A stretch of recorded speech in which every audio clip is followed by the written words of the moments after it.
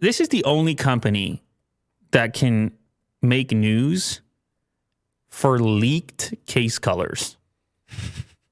The company we're talking about is Apple, of course. Leaked photos reveal more new colors for spring iPhone 12 MagSafe cases. Spring colors. Here's your news story. There they are. They're not even out yet, by the way. You can't buy these. Previously, we had, listen to these color names, pistachio, capri blue, cantaloupe, wait. amethyst. Cantaloupe. With today's images, we can see a much more cohesive and harmonious set of colors in addition to those other four.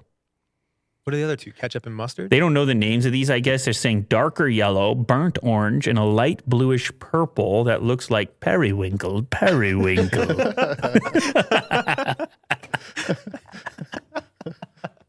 Can you say that one more time? Periwinkle. Yes, the beautiful periwinkle. One of my favorite shades of periwinkle. Yeah, so they got some new colors coming out, and it makes news because you're Apple and it's 2021, and they want people to have 47 of these different cases so they can just swap it out for whatever mood they happen to be in. Of course, the question for you guys, much like the language one, is which color would you go for of the new spring lineup?